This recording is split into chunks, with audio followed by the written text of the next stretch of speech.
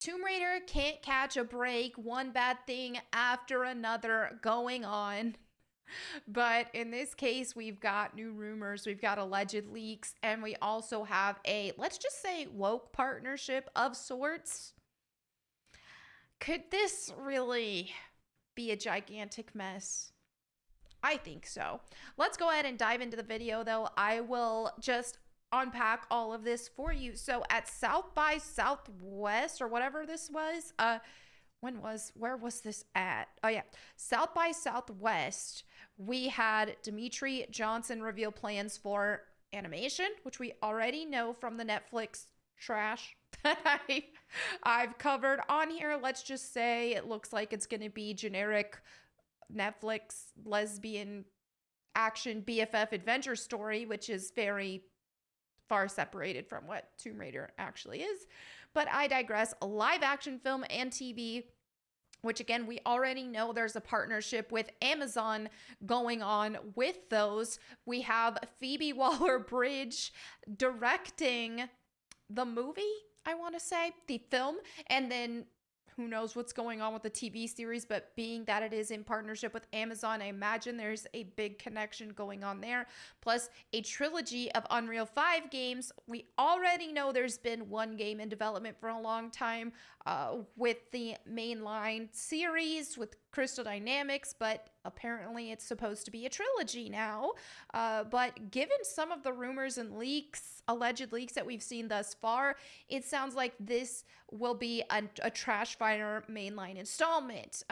This is where we heard about Lara Croft being a mentor to some raiders. We've got I'll share more rumors and stuff here, or in alleged leaks that actually line up with everything, but what we've heard from the past, she has a lesbian lover who wants her to retire and who thinks she works too much, this, that, and the other. It's all just very not Tomb Raider. And then supposedly Lara Croft's supposed to be surpassed, or Lara Croft does actually go off and retire, and then a girl from India is supposed to take her place. Whether or not they actually move forward with those alleged leaks, or if those leaks were true, which I'm inclined to believe that they were, given so many elements, but I'm inclined to believe that they were, but they did get such negative backlash that may not be the case. They also say here, assets from the games might even speed up live action production. All I know is Crystal Dynamics hate classic Lara Croft. They have detached the mainline series from actual Lara Croft, made Lara Croft unrecognizable in personality, backstory, everything about her. Some people are like, oh, is it just her appearance? Is that just it? It's like, no, there's a lot more into it. She's got different parents now. Her parents are different. They have they executed things differently. For example, she's following in her father's footsteps now, and according to actual canon, her parents disowned her because she wanted to separate herself from her aristocratic upbringing, and she wanted to choose a life of adventure, and she declined an arranged marriage that her parents set up for her. They disowned her, all that. This whole, oh, her mother died and her dad died and he's a Tomb Raider and she is following in his footsteps and seeker of truth, all this, that is not actual Tomb Raider canon. That has all been changed by Crystal Dynamics, who, in an attempt to wokeify the series as well, taking her away from being a Tomb Raider and making her a protector of artifacts instead, because can't have her be a colonist. All right, so now we have this announcement, which should be a good thing, right? But I digress, it's not, and I'll unpack why. So the Lara Croft collection for Nintendo Switch is getting a physical edition in partnership with Limited Run Games, and they've got the pre-orders coming up. So yeah, this looks cool, right? These were fun enough. I mean, I personally think that they were overrated, but I think, I don't know, I have mixed feelings on those. But here's the real issue, and they're also going to do this with the remasters. Now, this is where my problem falls, is that they're partnering with Limited Run Games. This is a woke company who fired their community manager because she was following conservative accounts like Libs of TikTok. And there was I made a video about this in the past, a giant wildebeest man in a wig pretending to be a woman is who reported her and got her fired. So I refuse to support anything they do. This is a woke company. I don't. And people have said, well, what if they do this? What if they have set up this scenario to see if I would break on my morals here? I will not. I will not. I'm not supporting this. So yeah, I have physical editions of the original classic Tomb Raider games. Would I have loved physical editions of the remasters? Yes, but not through limited run games. I refuse. It's not going to happen. So, I mean, the remasters in general, though, have been the only ounce of shining light that we have seen in the Tomb Raider franchise in a long time. Now, not shared here, but people are saying it was shared at South by Southwest. I'm not sure that they will continue with more remasters. So I'm going to assume that means at least Last Revelation and Chronicles, possibly Angel of Darkness as well. I mean, they've already hinted that if these were a success, that they would do those. Not Crystal Dynamics, though. This is outsourced to Aspyr. So I anticipate that to happen, and I think that's great. At least we have something to look forward to. But let's also look at these rumored details. Here's a thread. Upcoming Tomb Raider game rumor details. This might not be true. It's some leaker with like 3,000 something followers. The reason why I think that there could be some truth to this is that they do align with the existing alleged leaks that we've already seen that I do believe. So I do think that this is possible, but this person could have just already researched those leaks and come up with all this stuff to try to make it sound believable. I don't know, so take it with a grain of salt. But they said a natural disaster strikes northern India, revealing ancient emperor Asoka's ruins and artifacts. The original alleged leak already talked about India being the place. And Lara Croft that's where she hired some India students to help her on this because she just didn't understand Indian culture enough. You know, the renowned Lara Croft doesn't know how to do her job. Yeah. It is that. Lara strategically races against a society of raiders and other rivals for these powerful relics. Now, we've already seen them talk about the Society of Raiders on the official website. The leaks already indicated this Society of Raiders. Basically, to me, what it looks like is with the Society of Raiders, oh, you've got a bunch of bad guy Tomb Raiders who are basically what classic Lara Croft was and are Tomb Raiders for the sport of it and for the thrill of it and to steal these artifacts, which is what classic Lara Croft did. But this Lara Croft and her team, they're different. They're the good guys because they protect artifacts. You know, she's completely changed from what she's created to be. Now she's the protector and returner of artifacts. So that's what it's looking like is going on here. The Society of Raiders are inspired by Lara, yet unaffiliated, and might have some opposite agendas. Exactly. This also relates to a new feature based on recruiting teams and allies to strategically aid you in missions and defeating rivals. This is so stupid to me. Lara Croft, she's a solo adventurer. Can we just have a game where Lara Croft does her own adventuring?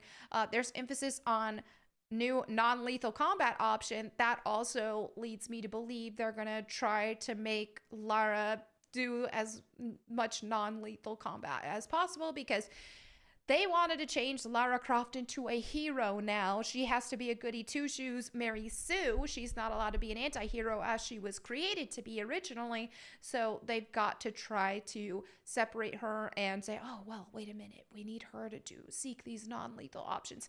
That's my assessment on this situation as a possibility. So they also shared more. Let me share here because here is a Reddit thread with some things there. Again, take it with a grain of salt. But they said it's a generic UB game structure, completely open world. So think like Far Cry, for example. I don't like it for Tomb Raider. I do think, and there was a time I really wanted Tomb Raider to be fully open world. Now I'm a little not sure about that. I think that you could do it right, but not in the generic UB game structure. I like the idea of actually going on real adventures, actually finding tombs, solving the puzzles, all that. But it would be a very ambitious thing. It wouldn't be simply because you need very good puzzles. You need very good exploration opportunities. I do like the idea of the motorcycle being a huge part of the game because that is very Lara Croft, right? But I just don't think that, especially given what we've seen with the open world hubs in the last trilogy, I don't think that this is going to be executed properly.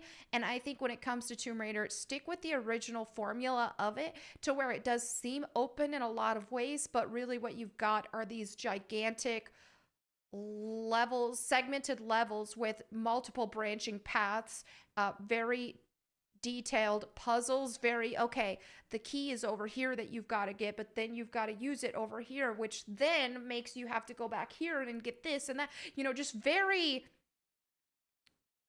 open, but very, hey, a lot of, okay, you got to do this to do this to do this to almost labyrinthy. I don't know how else to describe it, but just very intricate, very detailed puzzles and formulas, and locating the proper items to advance, let it feel like an adventure, all that sort of thing, which has not been Crystal Dynamics' strong point. They seem to focus more on dramatic stories and shiny ledges and telling you where to go and all that. And what we've seen with the open world hubs in Rise and Shadow is a lot of that is just a bunch of filler crap that don't really feel like an adventure, and it's just, oh, okay, here a little kid lost his dice. Let's go get his dice. Oh, what's that? A little girl is going to get sacrificed by her dad if I don't stop this ritual. Okay, it's just a bunch of fetch quests. It's a bunch of, hey, Lara, we need your help. Oh, Lara, please help us. Help us, Miss Hero. Be a hero for us. Which just is not like Lara Croft and how she was created to be originally. So 4 companions with their own abilities, okay, which what we've already seen, which sounds stupid to me. Lara Croft should be adventuring alone. She doesn't need companions. Open or semi-open world, not clear. Okay, Lara would have a motorcycle. I do like motorcycle.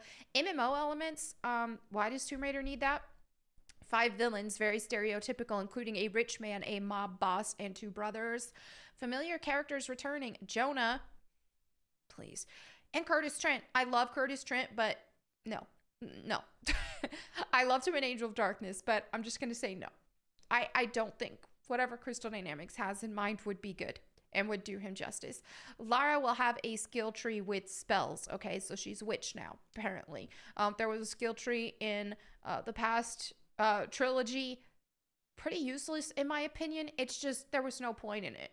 It was just, okay, just keep upgrading everything they tell you to do. That it doesn't change the dynamic of the gameplay experience. That if I'm going to have a skill tree in the game, then I want it to be highly customizable and highly tailored to, okay, this is going to really affect how I play. It's going to make my gameplay look vastly different than someone else's gameplay, so on and so forth, where it feels like there's completely different classes. But when it comes to Tomb Raider, you don't need a skill tree. It makes no sense to even have a skill tree. Because Lara Croft, she's an adventurer. She operates one way, really. It's not like, oh, I'm going to have a tank branch. I'm going to have a wizard branch. It just makes 0 sense to have a skill tree with Tomb Raider. I don't like it. The game is a mix of various trends and genres, of course, because Crystal Dynamics do not have an original thought in their brains. So instead, they're constantly copying off of a bunch of different things. And they've done so with Uncharted and have become an inferior Uncharted with what we've seen in the rebooted trilogy. And so what I expect to see next, it looks like they're pulling from Ubisoft. It looks like they're pulling from Naughty Dog with The Last of Us in terms of story elements, giving Lara Croft a girlfriend, all that kind of stuff, which hopefully they don't end up moving forward with that. But I digress. They probably will. But anyway, this is it. I think we're in for a giant mess. If you want to know what I expect to see, now I think the only reason why a lot of the mainline stuff is being pushed forward is because of the partnership with Amazon. Even with the next mainline game, they are partnered with Amazon Games. I think if that weren't the case and this was all Embracer's money, we might not even see it. It might not even see the light of day. But with Amazon Games funding it, it could very well be a thing. I know this game has to be very expensive given the fact that Crystal Dynamics already have a reputation of over $100 million budgets with the last trilogy. And so while people will argue that, yes, they sold great, blah, blah, blah, they barely broke even. Really, when you unpack the numbers, the first game of the reboot trilogy is the most impressive in numbers, but even then did not meet expectations financially. And so overall, the series sold for $300 million. So that's barely the amount. I mean, it's less than the amount if you actually get down into it of what the trilogy costs to make. So for it to sell for so low shows that it wasn't profitable. Meanwhile, you have the remasters that had a much smaller budget and that are selling incredibly well. And so they're definitely pulling in more profits. So that being said, I think that the next game in this trilogy they're planning will flop. I don't anticipate it doing well, especially if these leaks are true. Also, I don't think Crystal Dynamics understand Tomb Raider. They don't understand Lara Croft. They don't understand the fans, nor do they want to. And so I don't think this next thing is going to bring them the sales and the money that they would need, which would, given the amount of budget and time that have gone into it, they would need a ton just to make that back. So I don't think it's going to do that. And I don't think that a trilogy, I don't think we'll be seeing a trilogy. I think that the next game will flop. And I think that a lot of the stuff we're going to see with the Netflix, with the film, with the TV show, I think those are going to flop given that they are in the most worst hands imaginable. So I don't anticipate what I expect is a giant trash fire. Let's just say that. But thankfully, we've got more remasters on the way. I guess, possibly, it looks like. So, hey, it's something. Other than that, we would just have nothing. But anyway, that's what's going on right now. Let me know what you guys think in the comments below. Thank you all so much for hanging out with me today. If you want me to read the Bible to you, you can catch me on my Bible channel at Bible Time with Melanie Mack. Thank you all again. I'll catch you next time. And in the meantime, go boom.